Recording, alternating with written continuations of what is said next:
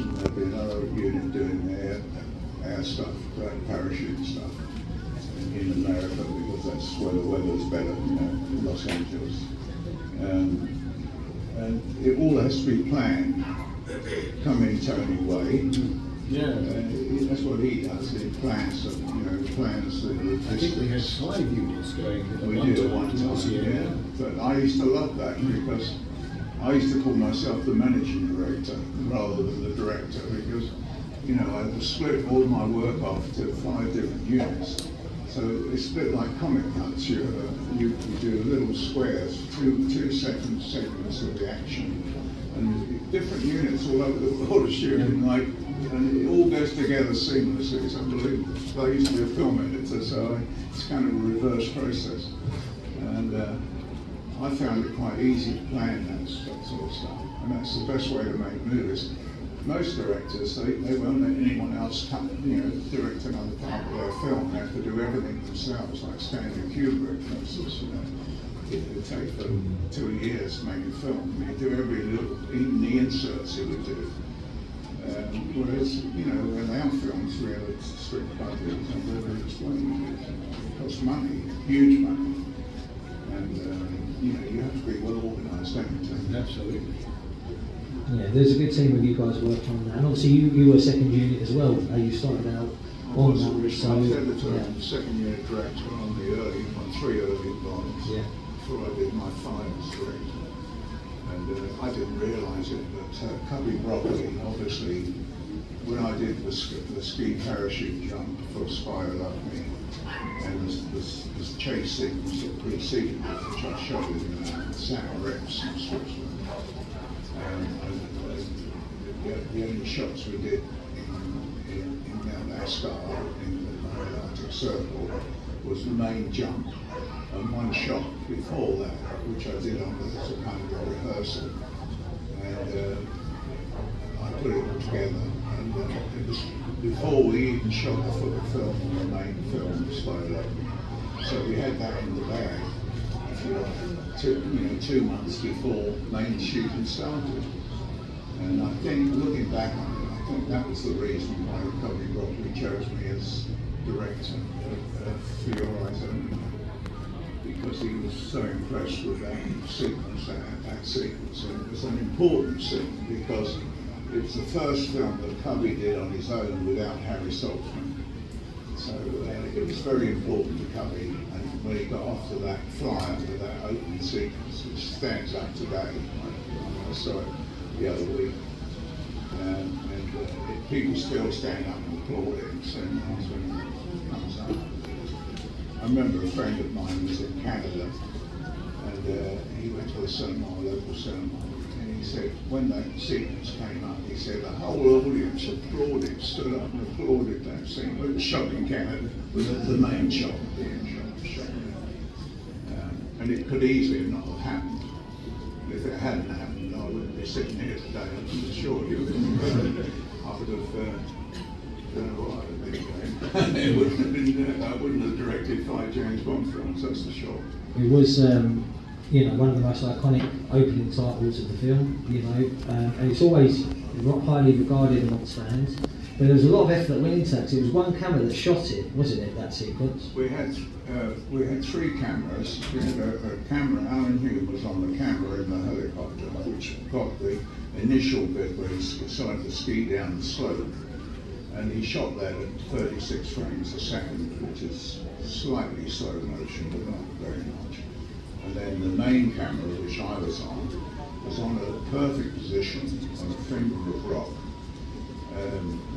below the jump area, and I shot that at 72 frames a second, which is 3 times normal speed.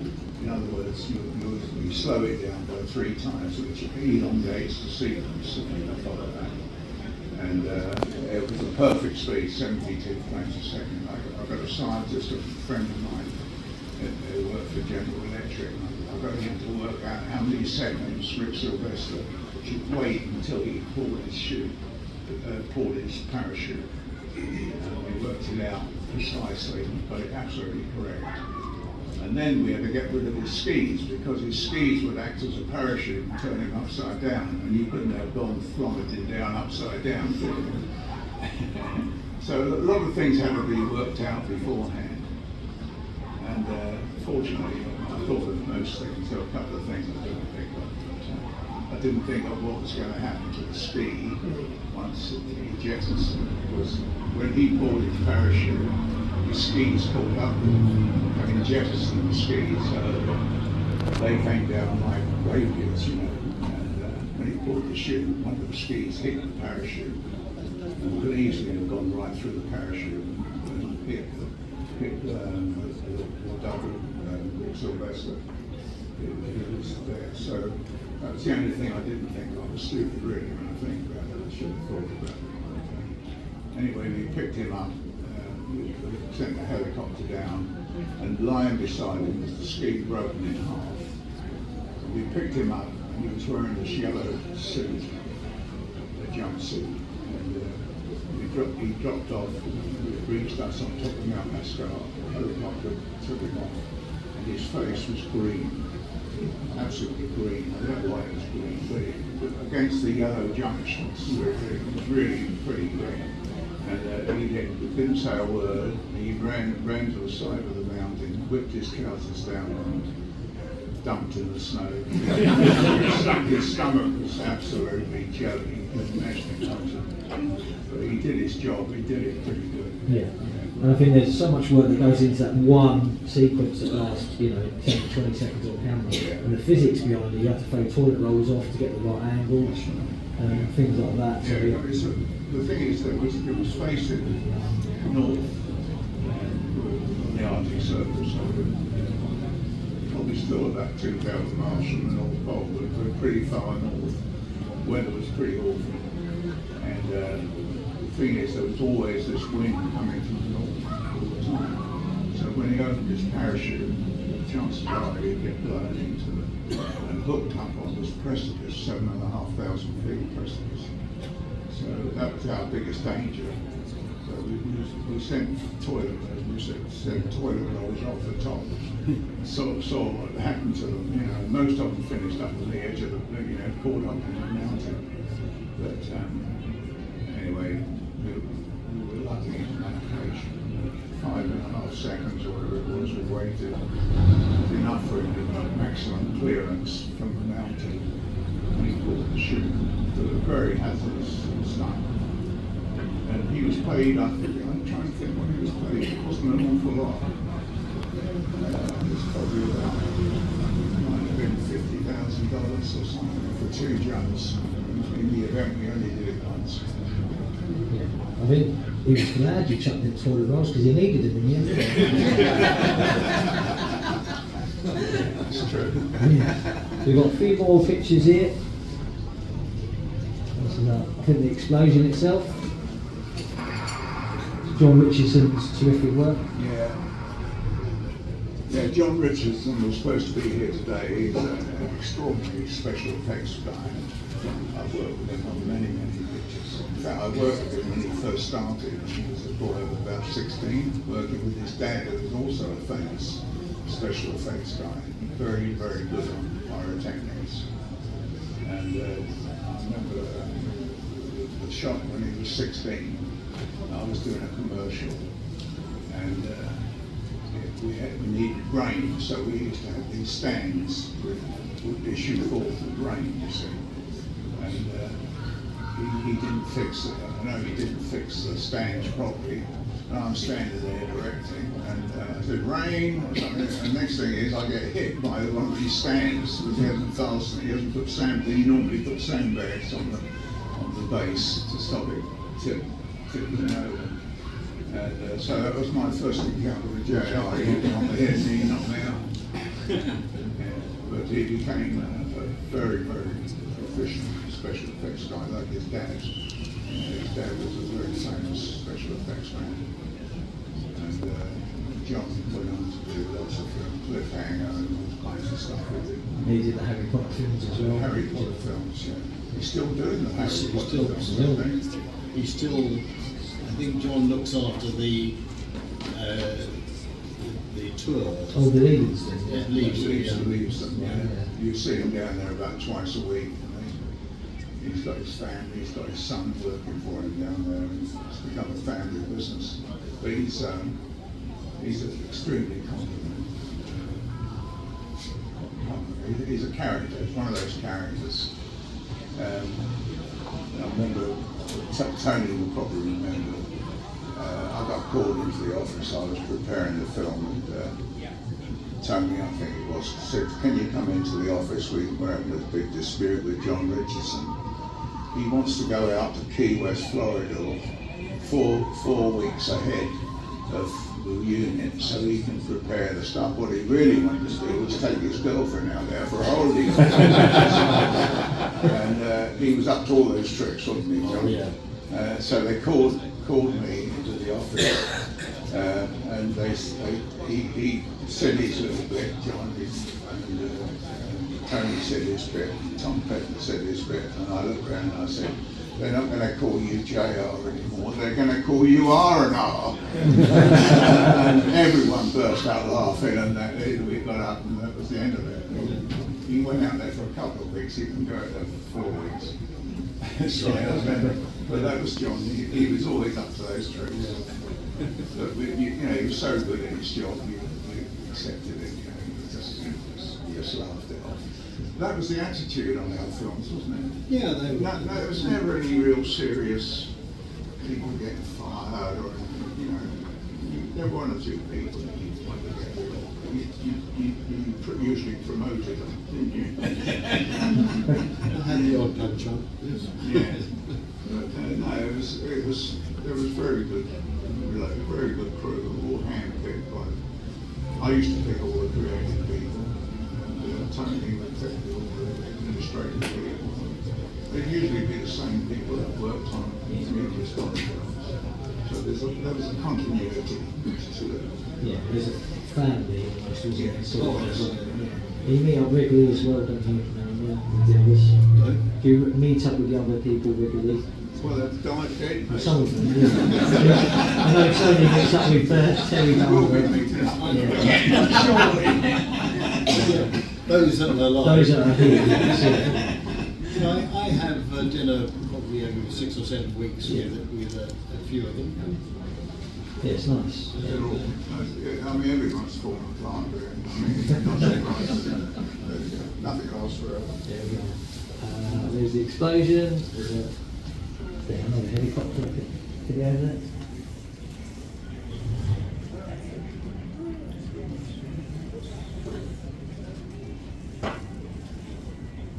Sparing Roger's hair there.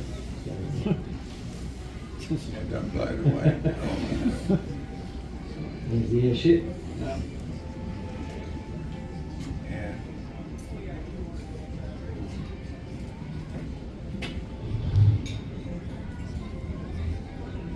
It's pretty incredible how big that thing is as well. Yeah, I don't think they'll ever come back here. No. The American Air Force used to use them for reconnaissance over the Pacific. Yeah, I think they're phased out now, aren't they? Phased out. Yeah. They're too vulnerable. Yeah. Yeah, absolutely. Especially when it gets hit. They're pretty slow too. It's a great image there. That's the half one you was talking about, Tony, earlier. Yeah. I don't remember that. It's strange, isn't it? I don't know. I probably never saw it. No, I've got the photographs up there. Yeah. There's Roger. Cheeky smile there. But he was like that all the time. Yeah. He was such a lad. He was really nice. Never a bad word spoken about him. Whoever we talked to about Roger, always kind words, always. You couldn't believe his luck, really. Yeah. You know, he was a personality actor. Yeah. Couldn't run. Is what he said.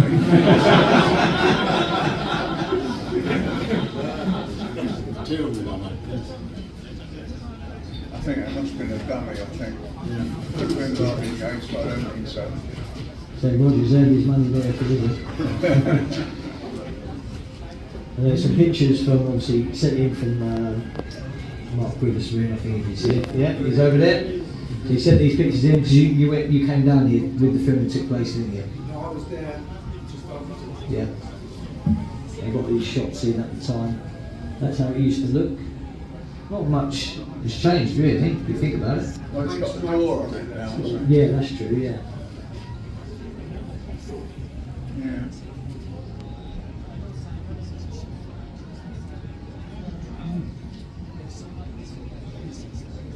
You're working hard. That's a risky business, Yeah. hanging on to that rope. Yeah, I can imagine.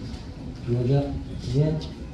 And before we get into the autograph signing sessions, do we have any questions from the audience? Nick, do you want to grab that mic that Tony's got? And we can just, we'll do a few before we break for our autograph session.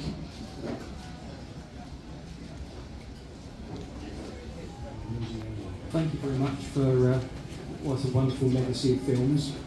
Really appreciated. Did you ever keep any souvenirs or props or anything from any of the Bond films that you made? Yeah, I mean, at the end of each movie, there was always a sale where you could buy props that were used in the movie. After we made sure we weren't going to do any retakes, we might need them. On occasion, we had to ask people to give us the props back again so we could do a retake, but very seldom. No, we didn't realise the value of some of the stuff at the time, so we would. We'd buy stuff and give it away, and Janine, my wife's never forgiven me for giving Louis Jourdain's waistcoat away to a chap said to me, can I have that for my collection? And the next thing I saw it up for sale for about $3,000 or something. She never forgiven me every time.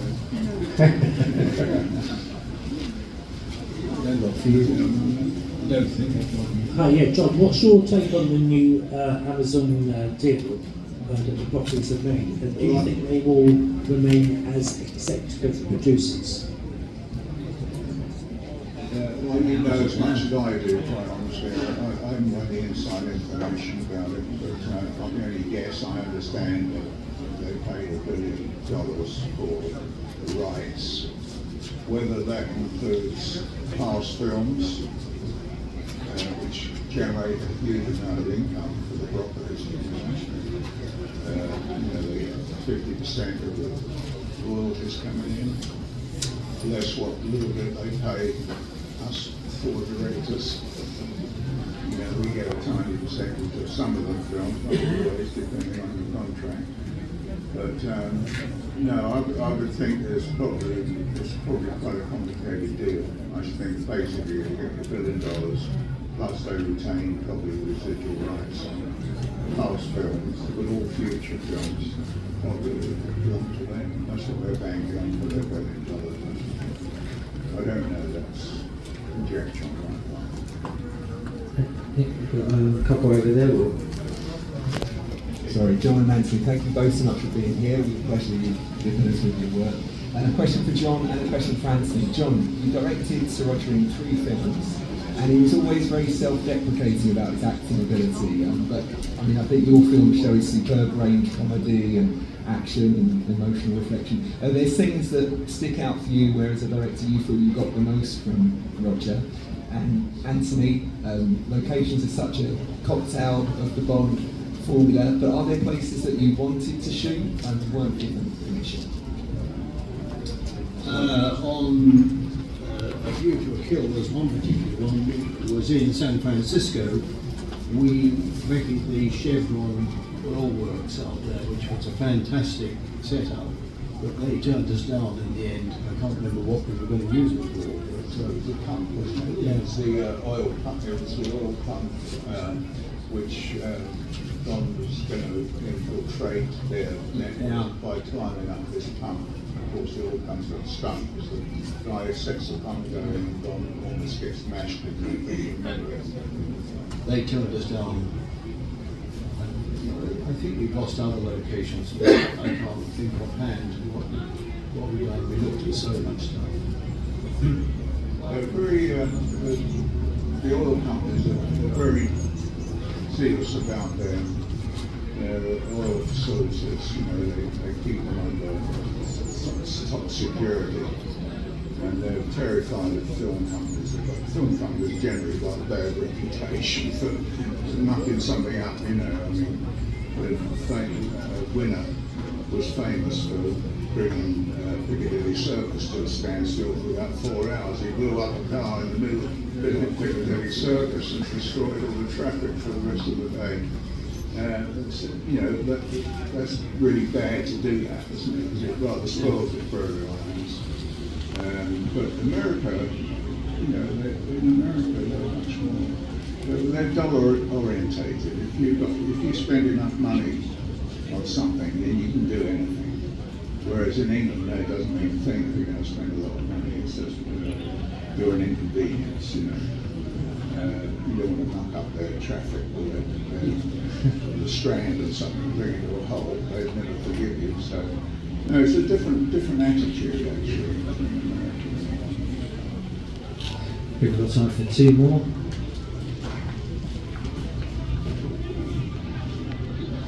Question for both